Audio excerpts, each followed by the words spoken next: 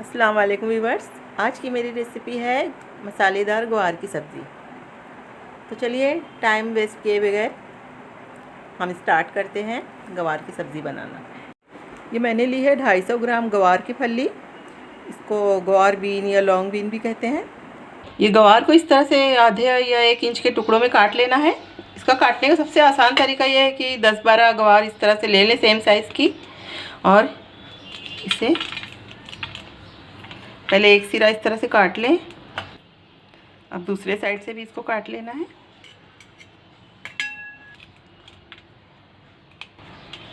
दोनों साइड से काटने के बाद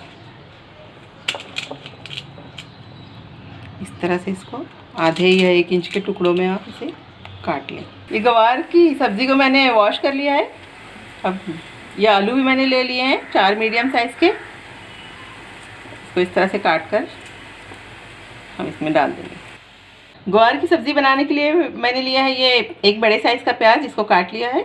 ये 4 टमाटर हैं छोटे, 4 लहसुन की कलियां हैं। लहसुन हम इसमें 3 या 4 कलियां ही डालेंगे, ज़्यादा नहीं डालेंगे। ये सूखे मसाले हैं 1 छोटा चम्मच हल्दी पाउडर, 1 बड़ा चम्मच लाल मिर्च पाउडर, 1 छोटा चम्मच धनिया पाउडर और 1 छोटा चम्मच गरम मसाला पाउडर। इसके अलावा नमक है।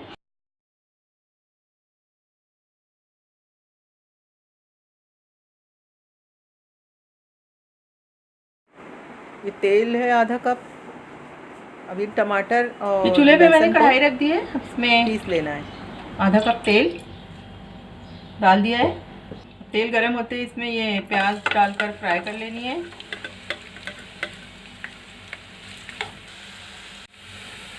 ये प्याज हमारी हल्की सुनहरी हो गई है। अब इसमें गवार और आलू इसको डाल के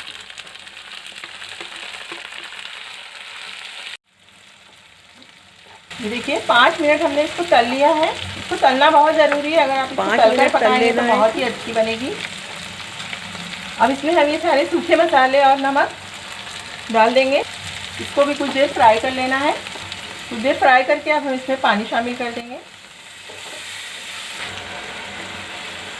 इसमें मैंने 1 कप पानी डाल दिया है। अब इसे हम ढककर आलू गलने तक पका लेंगे।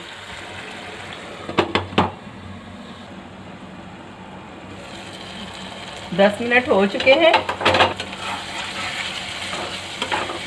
देखिए हमारे आलू गल गए हैं, सब्ज़ी भी तैयार है। अब इसमें हम ये जो हमने टमाटर पीसे थे इसमें डाल देंगे।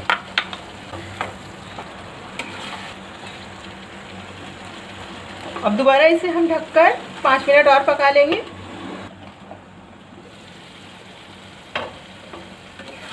5-6 मिनट हो गए हैं।